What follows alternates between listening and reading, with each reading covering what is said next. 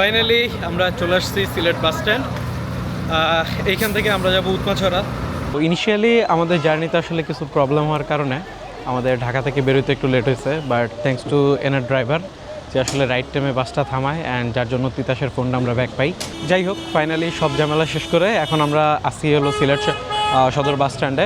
এইখান থেকে উৎমাছড়া যাওয়ার জন্য সবার প্রিপারেশন মোটামুটি রেডি। আমরা খাওয়া দাওয়া করি, বেরোয় যাবো উৎমাছড়ার উদ্দেশ্যে। সো লেটস সি আসলে আমাদের যাত্রাটা কেমন হয়।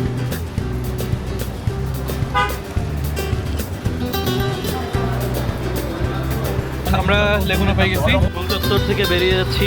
এই যে তানবীরের পিছনে গোল চত্বর, দেখেন তানবীর কিভাবে তাকে আছে। গোল না, এটা মোটো গোল না।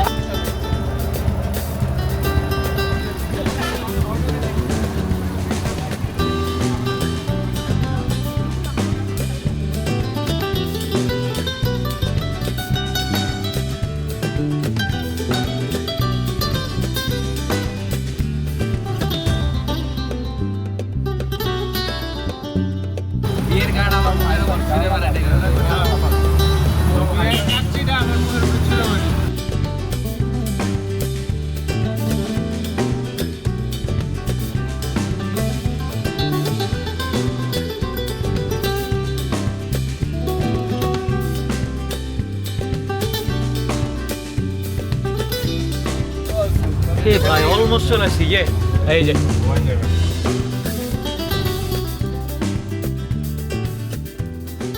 সো এইখান থেকে মেইনলি আপনার যে নৌকাগুলো আছে এই নৌকাগুলোর হলো ভাড়া হলো নেগোশিয়েট করে নেওয়া লাগে। আপনার ডিপেন্ড করে যে ভাড়া আসলে সময় সিজনে নর্মালি একটু বেশি থাকে, বাট এখন যেহেতু ওই লেভেল সিজন না বা ওভারঅল নৌকায় যে পরিমাণ আছে সব কিছু মিলেই মানে আপনার নেগোশিয়েট করার অপশন থাকে। ঠিক আছে, সো আমরা এখান থেকে 4টা স্পট নেগোশিয়েট করে যে ফাইনালি 2500 থেকে 2600 টাকার মধ্যে হলো সেট করছি। ঠিক আছে, বাট যদি আপনি এমন হয় যে একটা স্পটেই শুধুমাত্র যাবেন তাহলে দেখা যাবে যে আপনার এক স্পটেই হলো মানে 2000 বা 2500-র মতো চাইবে।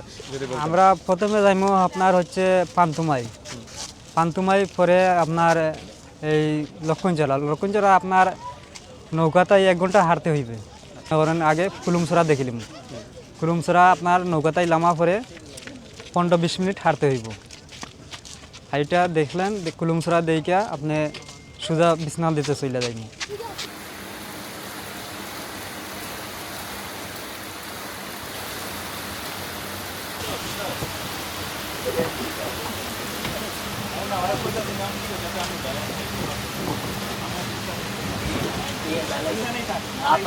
বুয়ান গেট থেকে আমরা হলো আমাদের নৌকা ছাড়া হইতেছে। আমাদের যে নৌকাতে মোটামুটি আমরা সবাই উঠে গেছি, টোটাল আমাদের গ্রুপ সবাই হলো উঠে হয়ে গেছে। আমাদের সাথে 2 জন আছে, এই হলো মাঝি আর হলো মাঝির পাইলট। আমাদের হলো নিয়ে যাবে আজকে ওনারা 2 জন। এই হলো গোয়াইনঘাট। আপনারা যখন আসবেন তখন গোয়াইনঘাটের এইখান থেকে নৌকায় উঠতে পারবেন।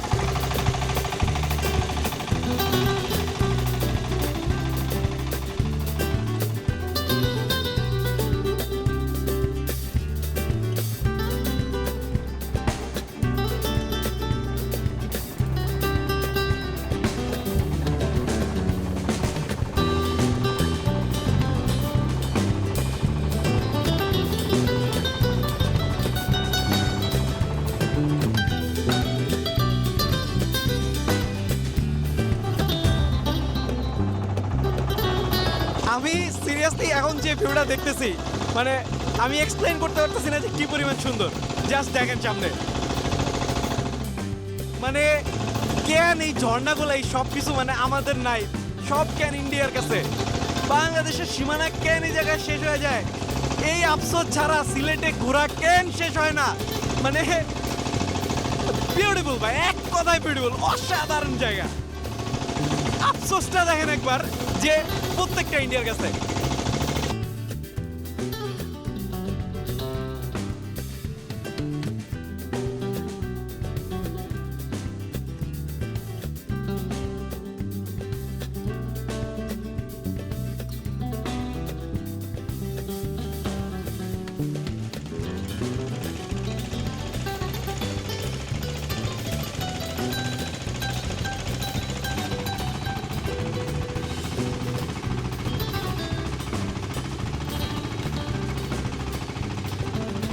বোট, সমুদ্র, পাহাড়, মানে সমুদ্র তো নাই, মানে পানি আছে শুধু। তো ওইটাই সমুদ্রবেলা চালাই দিতেছি, সেই লাগতেছে ভাই, সেই মানে অসাধারণ মুড।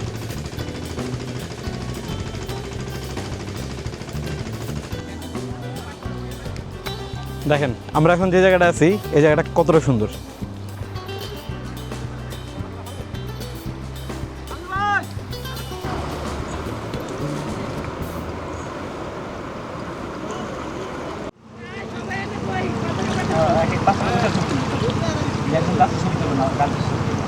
বাংলাদেশ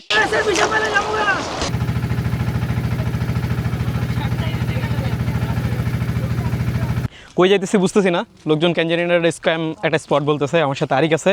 আরে কেমন লাগলো বিছনাকান্দি বলো? বিছানাকান্দি তো জোস, ফ্রিতে ইন্ডিয়া ঘুরে আসলাম।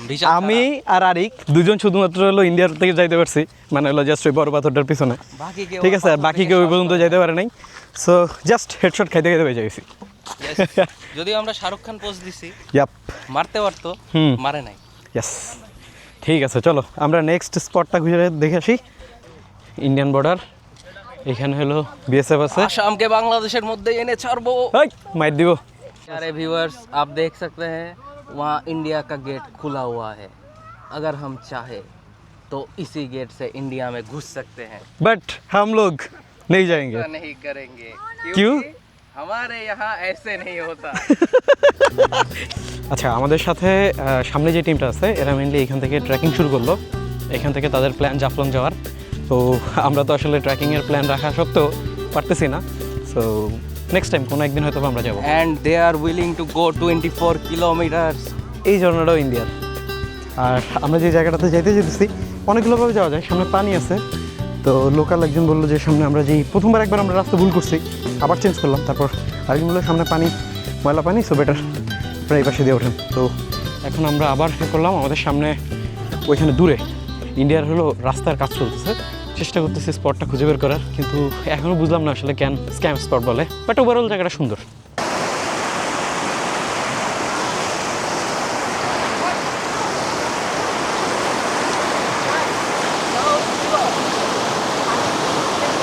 ছবি তোলার জন্য তো মানুষ কত কি করে, এরে এরে এরে ইন্ডিয়া নিয়ে চলে যাবে কিন্তু। ডেফিনেটলি এই জায়গাটা এনজয় করার মতো। এখানে যে স্রোতের একটা সাউন্ড আছে, ওই সাউন্ডটাই তো আসলে আপনি মানে আপনার রিফ্রেশ করে দিতে যথেষ্ট। পিস্তাকান্দি থেকে 10 মিনিটের মতো বোট, তারপরে হয়তো বা আরেকটু আর 5-7 মিনিটের মতো হাঁটলেই এরকম সুন্দর একটা জায়গা পাওয়া যায়। এইটা মেনলি ইন্ডিয়ার স্পট। এখানে বিএসএফ বা কোনো যদি আশেপাশে গাড়ি থাকেন তখন লোকজনদের সরায় দেয়, বাট এমনিতে আমরা চাইলে আসলে এই জায়গাটা ঘুরে দেখতে পারি। দূরে ওই যে জায়গাটা আপনারা দেখতেছেন, এটা মেইনলি একটা ঢাল, মানে পাহাড়ি হলো ঝর্ণা আছে, ওই ঝর্ণা থেকে আস্তে আস্তে করে পানি আসতেছে, আর পানিগুলো প্রচণ্ড ঠান্ডা আর পরিষ্কার, দেখেন একদম পা সব কিছু দেখা যেতেছে। তো সিরিয়াসলি এই জায়গাটা আসলেই এনজয় করার মতো।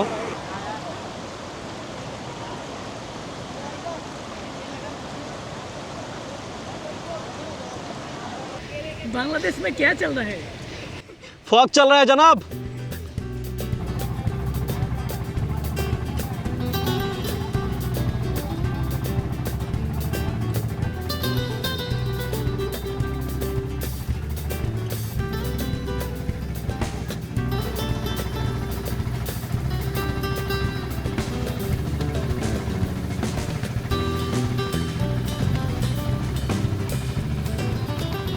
যদি ওই ব্রিজটাতে থাকতাম, ওই যে দূরে দেখা যায়, ওই ব্রিজটা থেকে হলো মানে ঝর্ণার মানে একদম সে ওয়াইল্ডনেস, ওই জিনিসটা আসলে দেখা যেতে পারতো, বাট কেয়ার করার আমাদের ভাগে তো এটা নাই ইন্ডিয়াতে, সো আমরা যাইতে পারতেছি না। আর এই যে এই পাশে হলো ইন্ডিয়ার গার্ড, এরা খালি পু পু পু পু কতক্ষণ পরে পু পু পু পু করে, নৌকা দেখলেও পু পু করে, মানুষ দেখলেও পু পু করে। আমাদের কাছে হয়তোবা ঝর্ণার এক্সেস নাই, কিন্তু আমরা যদি চাই তাহলে এই স্পটটাতে টেন্ট করে থাকতে পারি। সো আমাদের এখানে আশেপাশে আমরা দেখতেছি যে কিছু ভাই ছিল যারা মোটামুটি এখানে সম্ভবত টেন্ট করে এখানে ছিল। সো আমি জানি না ঠিক টেন্ট করা আসলে সেফ বা কিছু কিনা, কিন্তু চাইলে আসলে করা পছন্দ। এইখান থেকে আমাদের আফসোসের সাথে বিদায় নেওয়া লাগতেছে। ঝর্ণাটা শেষ পর্যন্ত খুব বেশি একটা কাছাকাছি যাইতে পারি নাই। আমাদের বোটটাও ছেড়ে দিছি, আমরা এখান থেকে জাফলং যাব আলামিনাসের সাথে। সো সবাই মিলে এখান থেকে সম্ভবত অটো নিয়ে আমরা জাফলং যাব, বেশি একটা দূরে না, কাছেই। আমার অলরেডি টিমে যারা আছে 2 জন অলরেডি অটোর নেগোসিয়েশন শুরু করে দিয়েছে, ঠিক আছে। সো এই রুটটা এখনও পপুলার না, সবাই বোটে এসে ব্যাক করে, কিন্তু এখান থেকে যদি আমরা যাই আসলে কোনো প্রকার সিএনজি, অটোরিকশা কোনো কিছুই এফোর্ড করতে পারলাম না।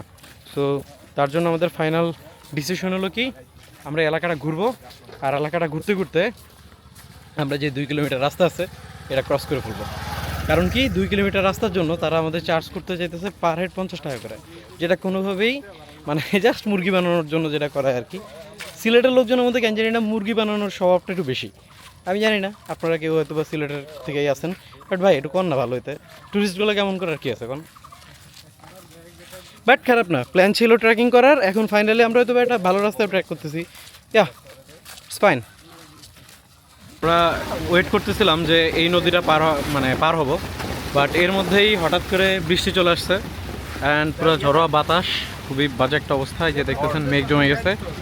জায়গাটা সুন্দর, মানে আগের চাইতে অনেক বেশি সুন্দর হয়ে গেছে ঠিকই, কিন্তু সিলেটের ইন্টারেস্টিং ফ্যাক্ট হলো এখানে আসলে বৃষ্টি কখন আসবে না আসবে তার কোনো ঠিক ঠিকা নাই। মেঘে মেঘে বৃষ্টি, জাস্ট মেঘ, এই মেঘের পুরো মেঘটা যখন হলো কেটে যাবে দেখবে যেন বৃষ্টিও চলে গেছে।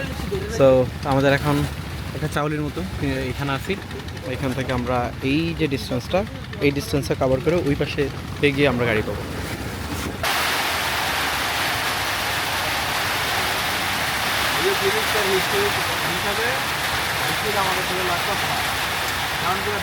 অপেক্ষার প্রহর শেষ, এখন নৌকা ছাড়ছে। বৃষ্টি অ্যাকচুয়ালি বন্ধ হয় নাই, বাট অনেকটা আগের চেয়ে কমে গেছে। তো এইখানে তিতাস অলরেডি নৌকাতে উঠে গেছে, আরও আশেপাশে এলাকায় যারা আছে তারা সবাই মোটামুটি নৌকাতে উঠে যাওয়া শেষ। এখন আমরা উঠলেই নৌকা ছেড়ে দেবে। So Arik, thank you. Arik আমার জন্য ছাতা নিয়ে আসছে অ্যান্ড ক্যামেরা সেভ করার জন্য আরিকও গুটি গুটি পায়ে চেষ্টা করতেছে। So thank you. এই যে দেখেন বর্তমান অবস্থা, ছাতা না থাকার কারণে তারা হলে এভাবে লুকাই তো ওয়েদার কমপ্লিটলি চেঞ্জ। একটু আগে যে সুন্দর একটা ওয়েদার ছিল এখন মেঘে বেড়ে ভিন্ন একটা রূপ নিছে। এটাও আসলে সুন্দর, কিন্তু অত আগের মতো সুন্দর নয়, কারণ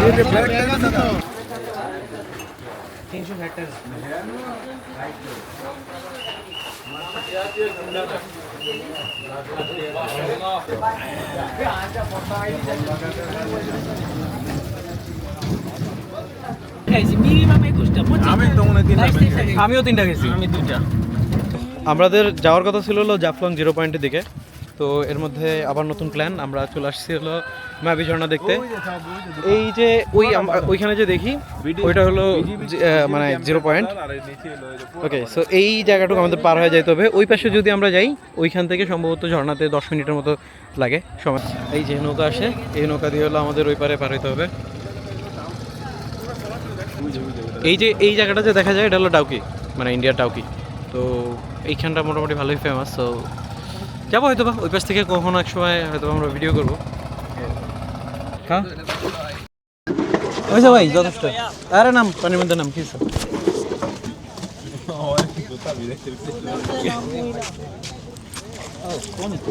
पानी कम भाई কোম্পানি আমাদের আস্তে আস্তে কিছুটা লেট হয়ে গেছে। আরেকটু আগে যদি আসতাম তাহলে হয়তো বা আরেকটু লাইট থাকতো, ওভারঅল জায়গাটা বেটারভাবে দেখাতে পারতাম। বাট এখন সেই জিনিসটা পসিবল হচ্ছে না, যে উপরে ওঠা নিষেধ। এইখানে অনেকেই হয়তো বা অনেক অ্যাক্সিডেন্ট করছে, তো যার জন্য এই ওয়ার্নিংটা দেওয়া আছে। তো রাত হয়ে গেছে, নাইলে আসলে এখানে আরও অনেকটা টাইম কাটানো যেত। যতটুকু আলো আছে তাতে আপনারা হয়তো বা দেখে বুঝতেছেন কী পরিমাণ বড় একটা স্পেস, বাট এনাফ পানি নাই, হয়তো আরও বেশি পানি থাকলে আরও বেটার।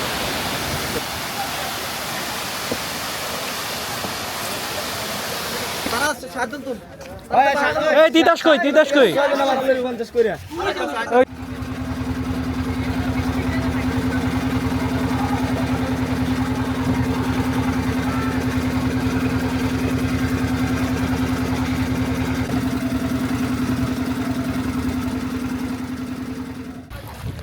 লোকাল বোটে ফাইনালি আমরা চলে আসতে পারছি।